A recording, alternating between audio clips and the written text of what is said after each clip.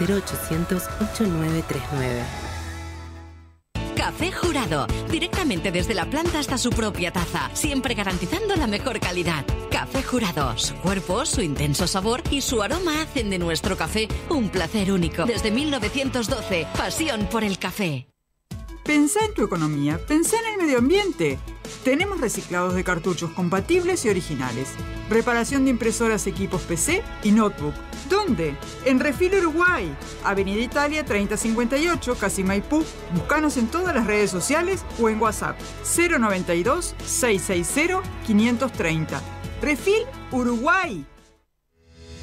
En NetUI te ayudamos a impulsar tu negocio online. Para esto queremos asegurarnos de brindarte un servicio rápido, seguro y confiable, porque eso es lo que les importa a tus clientes y a vos. Además, contamos con atención directa por técnicos certificados en calidad ISO 9001, sin mencionar que tenemos más de 15 años de experiencia en la industria con nuestra propia infraestructura en los data centers de tu país. Apasionados por la tecnología, por brindarte el mejor servicio y ayudarte a alcanzar el éxito, sea cual sea tu objetivo. Si tenés una idea o una gran empresa, con NetUI crece en Internet.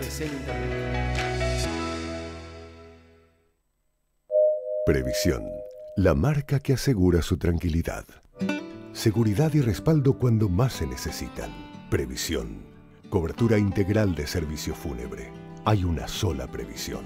Afíliese por el 0800 81 60 y súmese a la mayoría. Sí, hay hábitos que cambiaron para siempre. De ahora en más, si te resfrías usas mascarilla. Otros continúan igual de firmes. Si vos o alguien de la familia precisan acompañante, seguís prefiriendo Acompaña, la única que te asegura un servicio totalmente a cargo de enfermeros titulados. Acompaña, enfermeros que te cuidan. 0800-8939. ¿En dónde estamos? Es una producción de Organización Libertas. www.libertas.uy. Guión y conducción de Rubén Moyano.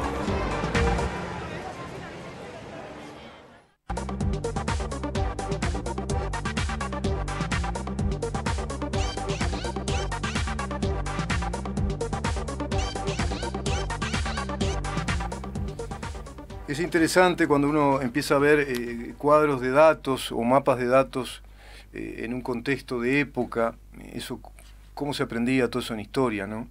Y ves que las versiones más certeras, o las que te dan ese panorama mucho más amplio, y claro que beneficiado por la objetividad del paso del tiempo, es esa visión más completa, más abarcativa de un proceso histórico determinado.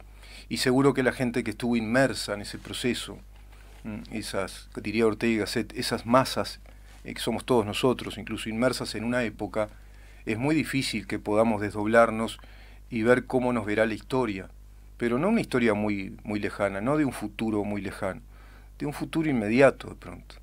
Y especialmente en un mundo en el que todo es tan vertiginoso que pronto se hace historia y casi historia vieja, como ayer lo narraba en esa editorial, ¿no? Cuando uno ve que el ayer parece que pasó hace mucho tiempo.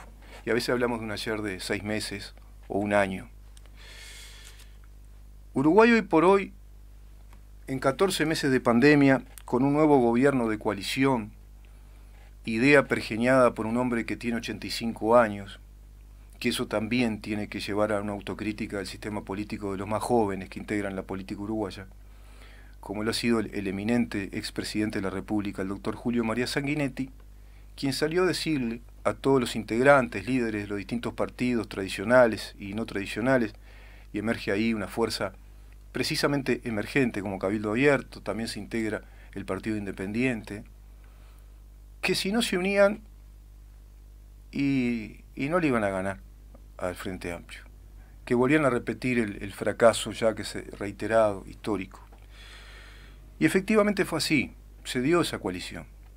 Se dio una coalición que hasta la fecha, más allá de algunas rispideces que son naturales en toda organización, pero que obedecen a hechos puntuales, de siempre viste que hay algún tarambana que la embarra, pero desde el punto de vista orgánico, desde el punto de vista estructural, organizativo y plan de gobierno, la coalición se muestra muy cohesiva. es decir, está muy unida en una sinergia de trabajo que se nota a través de todos los planes que se desarrollan y lo que se va legislando. Como por ejemplo el gran motivo de análisis de esto es la ley de urgente consideración, pero la ley de presupuesto, y así un conjunto de proyectos de leyes que van saliendo adelante. Por ejemplo, esta idea de un senador del Partido Nacional, de una experiencia piloto aplicada en la Intendencia de Maldonado, de los jornales solidarios, así los conocemos popularmente, que al final es aceptada y las intendencias del país aceptan llevar adelante este plan de los trabajos con jornales solidarios, que van a ser, se había hablado de 15 días, van a ser de 12 días al mes, y son jornales de unos 12.500 pesos. No sé si está efectivamente ya confirmada la cifra. El modo de pago va a ser muy rápido, pero a su vez también ese jornal solidario no va a excluir otros beneficios que esas personas puedan tener. Es un universo de uruguayos, de ciudadanos, que va desde los 18 años a los 65 años. Mujeres, hombres, jóvenes y ya no tan jóvenes, adultos y ancianos que necesitan trabajar. Ese universo de 15.000 personas va a percibir de parte del Estado, en conjunto con las intendencias, con los gobiernos departamentales, un jornal solidario de 12.500 pesos en la extensión de 6 meses, en un periodo, en un lapso extendido de 6 meses, sin que se les quiten los otros beneficios que puedan estar recibiendo. Por ejemplo, quizá por el lado de la tarjeta solidaria, subsidios en calidad de monotributistas, por ejemplo, exonerados de los aportes al BPS, la canasta alimentaria, que todos aquellos que se anotaron también la reciben y que hoy están los 2.400 pesos por mes, y a través de una aplicación inclusive tenés la autonomía de comprar en distintos lugares alimentos y productos de limpieza, asignaciones familiares. Nada se va a quitar, sino que se agrega esta cifra. Seguro, pienso yo, que está en la lógica también de un plan experimental, de un primer plan de ensayo para ver cómo funciona este mecanismo de asistencia, pero a su vez de estímulo e incentivo al trabajo, quedarán en un padrón de todos aquellos que se integraron a este plan para ir monitoreando el comportamiento de todos ellos, inclusive en la evolución de sus trabajos, y ver después qué resultados hay, qué resultados psicológicos, qué resultados también de hábitos y costumbres, hábitos de trabajo, estímulos, proyección a futuro, en mucha gente que no se ve protegida por la sociedad y que no encuentra signos, estímulos. Acá el Estado se hace presente, y por ejemplo, es el motivo tendría que ser el motivo de un gran análisis, porque la historia demuestra que los estados liberales, los estados de ese pensamiento filosófico, político liberal que aplica a la economía de mercado, tienen muy claro en sus principios, como así lo consigna la Constitución de la República, que deben socorrer a su población en momentos de dificultad, sean individuales o colectivos. Es uno de los cometidos que el Estado tiene, el cometido social, el cometido de llevar adelante planes asistenciales. Se lo ha visto por doquier en la historia, está altamente demostrado. Y esos planes asistenciales provienen según la capacidad que esos estados tienen, la capacidad económica, los recursos financieros, la espalda económica que esos estados tienen. Hoy esta pandemia pone bien bajo la lupa, precisamente, haciendo honor al programa anterior, pero pone bien bajo la lupa cuáles son las condiciones en las que se encuentra cada uno de los estados en el mundo entero, en el planeta, cuando recibe este terrible flagelo de esta pandemia, que es de alto contagio aéreo, como los virus influenza, y que tiene un componente de letalidad que es importante, y que si se librara al azar, se jugaría a una millonaria, millonaria en términos de gente, millonaria y fatal y terrible, ruleta rusa. En ese sentido, Uruguay asume esta pandemia con determinadas condiciones, con condiciones fiscales, financieras que no son las mejores. que no estábamos en un país que venía en crecimiento, que venía con una muy buena tasa de empleo, que venía con un gran crecimiento en obras de infraestructura, que tenía una gran apertura a mercados, o por lo menos un proceso gradual, evolutivo, de apertura a distintos mercados, según la producción nacional. No hay buena calidad de empleo en el sector privado, sino todo lo contrario. Empresas que fueron cerrando o que fueron haciendo reducción de gastos. Uruguay, este gobierno toma al país con un 10,1% de tasa de desempleo, con un 5,1% del déficit fiscal, con no muchas reservas, con un endeudamiento externo muy alto del 100% del PBI, con un estancamiento y un leve ya decrecimiento del PBI, con una tasa inflacionaria muy alta, interanual, que promedió el 13,5% en los últimos años. Nada bueno, ¿no? Nada bueno los datos. Y después viene esto. Te tirás a atajar penales y en una de esas, si sos bueno, se tiran al piso y te cobran penal. Bueno, todo eso pasó. ¿Qué pasa hoy? Hoy la tasa de desempleo es del 11,1%.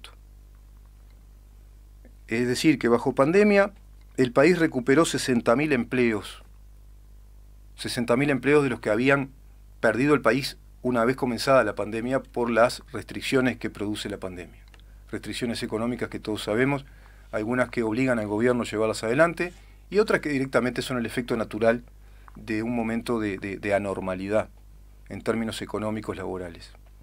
Se restringieron actividades y muchas empresas pequeñas, muy pequeñas, las mini pymes se le dice, las pymes, trabajadores prácticamente emprendedores individuales también, monotributistas o empresas de servicios personales.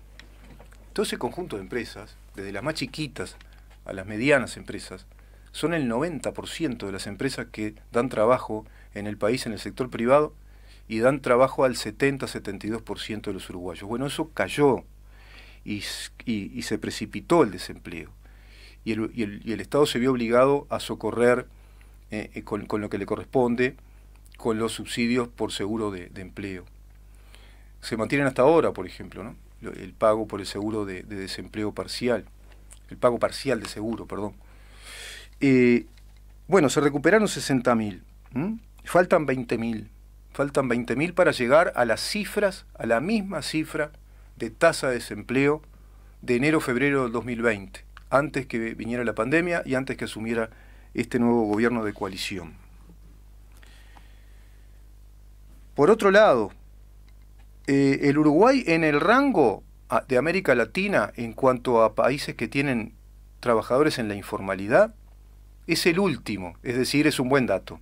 El último quiere decir que es el mejor. Es el que tiene menos nivel de empleo informal. Y lo tenemos igual, ¿eh? Y lo tenemos y es importante. Imagínense cómo está el resto de América Latina. Son escandalosas las cifras, las tengo por acá, las voy a buscar. Son escandalosas las cifras del empleo informal que hay. Países como México, bueno, Perú, es impresionante. Uruguay en eso también está digamos, en relativas buenas condiciones en el contexto de América Latina. Por lo tanto, ¿qué quiero decir con todo esto? Que hay que analizar lo que pasa en el país en el contexto histórico en el que estamos viviendo. Hay que analizarlo desde la lógica de la anormalidad. Se ponen frases muy lindas, hoy es típico de esta época utilizar eufemismos. La nueva normalidad. ¿Qué nueva normalidad? Es una etapa anormal para muchas cosas, para el funcionamiento de la economía, para el crecimiento de la economía, de todos nosotros, individualmente, y del país y de los países del mundo. Es anormal en cuanto a las relaciones personales. No hay presencialidad en un montón de aspectos de nuestra vida que son vitales. No hay presencialidad hasta incluso, fíjate vos, en la educación, si será anormal. Hay que analizar todo eso en este contexto, que es un imperativo que provoca un flagelo, que es exógeno, y que nos coloca en economía de guerra a todos los países del mundo. Por lo tanto, analizar la administración de un gobierno, las políticas llevadas a cabo por un gobierno en este contexto, es analizar el contexto y ver desde esta lógica si las medidas que el gobierno va llevando adelante ¿Son buenas, son relativamente buenas, son malas, son regulares o son muy buenas? Porque está ante el ejercicio cotidiano de tomar decisiones. ¿Qué dice la población al respecto? Bueno, escuchamos que distintas consultoras van dando cifras prácticamente iguales, están, digamos que, parificadas en los datos. Cifra nos habla, hace 2 días atrás, dio la noticia de que Presidencia, es decir, el presidente de la República y su gobierno, tienen un nivel de aprobación del 60%, hay un 12% que no desaprueba ni aprueba, y un 28% que desaprueba la gestión del gobierno. Equipos, consultores, da la noticia hoy, creo que fue ayer ya casi en la noche, que da que tiene el 59% de aprobación el gobierno. Es prácticamente lo mismo, ¿viste? Si decís 59, si 60. Pero hay una variante ahí. Lo que plantea Equipos, esta es la contracara, mira que hay que saber ver. Dice que el 20% desaprueba. O sea, plantea que son menos los que desaprueban que lo que plantea Cifra, que plantea un 28%. Plantea que hay un 20% que desaprueba, un 59% que aprueba el gobierno, y el resto, yo no sé si Valencia tiene luna, ¿no? Sí, viven en la luna de Valencia. Pues esa gente que no sabe, no sé si no le interesa, no sabe, o están en esas dos aguas, de si no saben si definirse hacia un pensamiento de izquierda o no, porque ven cosas que son erróneas, pero hay otras cosas con las que simpatizan.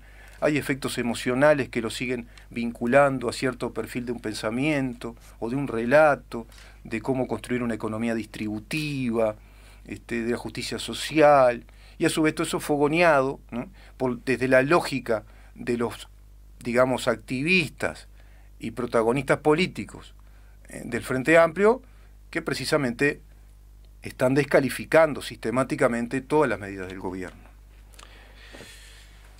¿Cuántas cosas, no? ¿Cuántas cosas? ¿Qué pasa con...? Acá está, digamos, la contracara, la parte negativa. ¿Qué pasa con el tema de los contagios en el país? Y el CTI. Y los fallecimientos. Y es alto. Es alto. Está dentro de los países que está con mayor nivel de contagios, también de internaciones en CTI y de fallecimientos por día en relación a la población que tenemos, por supuesto, ¿no? Los porcentajes son altos. Muchos preguntarán, ¿y a qué se debe eso? Y yo no soy un especialista, no soy un sociólogo y no tengo todos los insumos estadísticos para hacer un gran análisis, pero con sentido común, de acuerdo a los datos estadísticos que voy recibiendo, de acuerdo al comportamiento de la sociedad de todos los días, todos ustedes lo saben eso. Vemos que las ramblas se llenan de gente y no se cuidan. Vimos, yo repito, dirán otra vez con lo mismo, y sí, parezco el viejo profesor que insiste, ¿viste? Pero es así, porque eso fue parte de la historia y no puedes obviar. No se puede hacer, un holocausto de momentos de la historia. El holocausto quiere decir quemar algo, sacarlo del lugar, ¿no? Los antiguos hebreos hacían eso, ¿no? Prendían fuego a una pira y quemaban y sacrificaban animales y quemaban cosas haciendo un holocausto, como para purificar. Bueno, vos no podés sacar un pedazo de la historia y quemar todo eso y borrarlo de la memoria. Marcha de la diversidad, marcha por el 8 de marzo, por la marcha del Día Internacional de la Mujer, que, repito, no estoy en desacuerdo con eso, yo no estoy hablando ni contra las mujeres ni nada por el estilo, sino estoy hablando de esos hechos, de esas aglomeraciones que fueron impertinentes y que fueron absolutamente, ¿cómo te diría?, deshonestas incluso con la población, irresponsables, esa es la palabra, irresponsables. Miles de personas. Lo recomienda la Organización Mundial de la Salud, lo dicen los grandes especialistas, infectólogos ingleses, que escucho, argentinos, norteamericanos, uruguayos. ¿Qué es lo peor para este virus? La aglomeración. Por eso son las medidas restrictivas. Por eso se aplica quirúrgicamente medidas restrictivas. Por eso se aplicó la excepción que plantea el artículo 38 de la Constitución de la República de evitar las aglomeraciones, porque siquiera el gobierno las prohibió. Pues si las hubiera prohibido, hubiera salido con fuerzas de choque prácticamente a desparramar gente cuando está aglomerada. Y vimos gente aglomerada por todos lados, en el Prado de Montevideo, en el Parque de los Aliados, Parque Rodó, Rambla. Te repito, las marchas multitudinarias que vimos, fiestas clandestinas de todo tipo, y esto es transversal a la sociedad uruguaya, ¿eh? Entonces, esa tan manida consigna, que en verdad no lo es, de la libertad responsable, que en definitiva es algo así como el concepto básico de libertad. La libertad tiene que ser responsable, si no, no es libertad. Y bueno, una cuota parte importante de la sociedad uruguaya no estuvo a la altura histórica de cumplirlo. No estuvo, por lo que sea, porque experimentaron depresión, porque están cansados de la extensión de la pandemia. Sí, no tuvieron la resiliencia, se dice hoy, ¿no?, que habría que tener para que esto funcione. Pero imagínate si este gobierno hubiera aplicado medidas fuertemente restrictivas o directamente hubiera aplicado medidas prontas de seguridad o estados de sitio a través de las cuarentenas obligatorias que reclamaba la propia izquierda del Uruguay, y que insistió en eso, y que sigue insistiendo hoy, a través del exdirector de la OPP, de García, el contador García, que sigue insistiendo que son muy erróneas estas medidas y por eso estamos pagando estas muertes, y hasta prácticamente insinúan que hay una responsabilidad del gobierno por la cantidad de muertes que hay todos los días, cuando eso es parte de una segunda o tercera ola de contagios y en ninguna parte se pudo evitar, siquiera con las cuarentenas obligatorias, porque sabes una cosa, la cuarentena obligatoria no arregla nada, porque vos encerrás a la gente 1 mes, 2 meses, 3 meses y se contagian igual, porque se van a interrelacionar, relaciones interfamiliares, amistades muy cercanas, porque no va a aguantar tampoco la gente estar encerrada meses y sin trabajar, y empresas que se fundan, que cuando vean que su actividad queda totalmente claudicada por 1 mes, por 2 meses, sin espalda financiera, sin gran respaldo de ahorros, y eso no se levanta más. Y al no levantar más ese nivel de economía, bueno, se viene otro enorme drama que se superpone y es tan terrible como el de la enfermedad, que es la enfermedad económica, social, que también provoca enfermedad psicológica, estrés, angustia, suicidios, porque cuando no tenés plata ni para comer, y porque de ser un pequeño empresario a no ser nada, que pasás a ser un paria, o que el gobierno te da un plan asistencial, es terrible. Y eso es, desde esa lógica se está hablando, desde la izquierda sin decirlo claramente, con lo de la renta básica.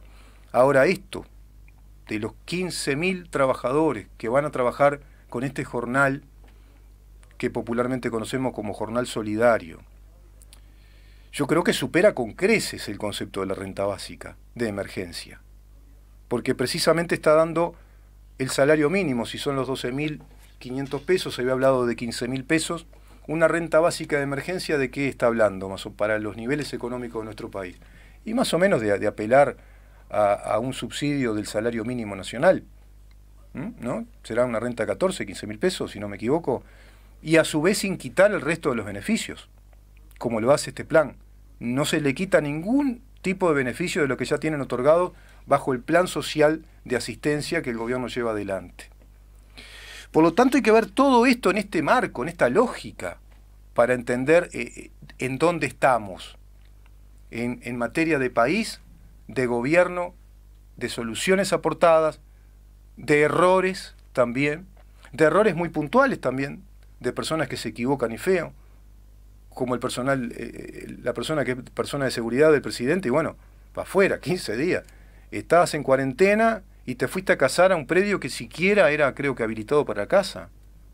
Es increíble, ¿no? Hay gente que la verdad que, yo no sé, piensa con los pies, no sé, porque hasta comprometés al presidente, a todo digamos, el personal de gobierno que está frecuentando, no importó nada eso, fue de casa a cazar cuanto bicho hay por ahí, y a su vez estás comprometiendo tu propio trabajo y a tu familia.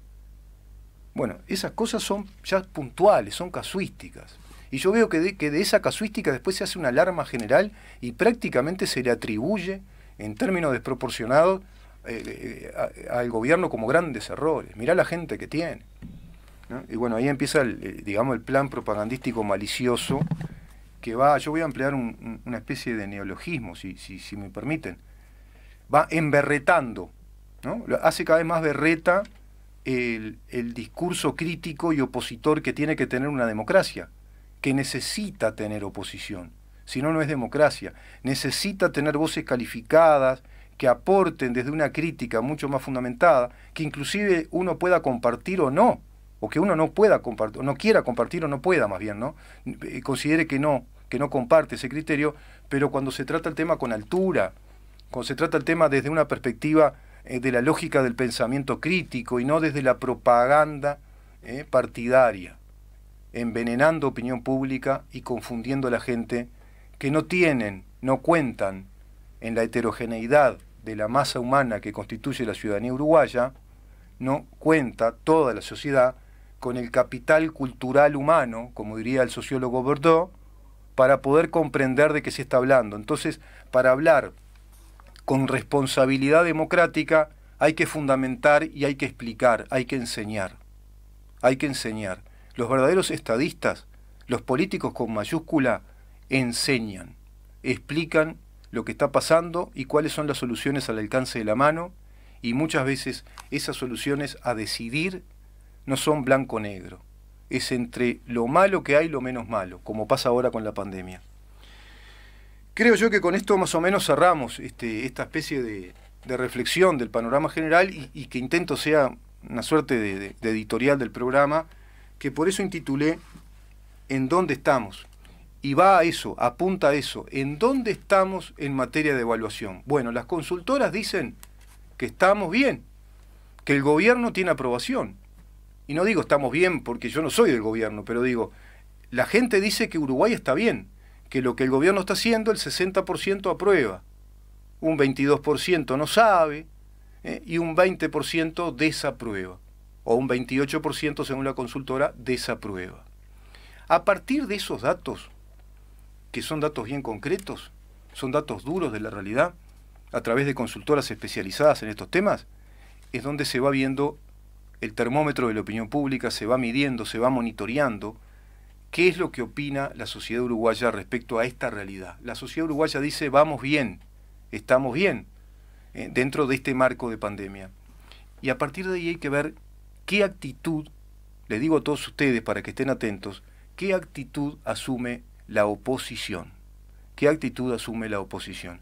Máxime en un momento clave o de enclave, digamos que es una especie de inflexión política, cuando el presidente de la República decide cambiar la autoridad del Mides, saca a Pablo Bartol, cambio, ¿no? Diría la voz del estadio, sale Pablo Bartol, ingresa con el número 1, porque es el 1 del ministerio, el doctor Martín Lema, que ya tomó decisiones y son decisiones fuertes. Y creo yo que Martín Lema no anda con chiquitas. Es un hombre pragmático que va a buscar solución de problemas y no hacer complejo algo que tiene que ser más sencillo. Ese es el hombre pragmático, ¿no? La persona pragmática, la mujer. Bueno, buscar la solución. ¿Cuál es la solución? Bueno, llevar eso a la práctica, hacerlo un hecho. Y no entrar en la divagación circunferencial o espiralada del discurso del bla, bla, bla, bla, bla, y todo eso transforma recursos en burocracia. Quédate ahí que seguimos hablando de estos temas, vamos a pasar a algunas noticias que también son muy puntuales, incluso en el ámbito internacional, y después en un ratito nomás estará por acá la doctora Alma Bolón para hablar con ella de educación. Mirá vos, el impacto en la educación desde esta mega empresa que está en Uruguay, que es UPM.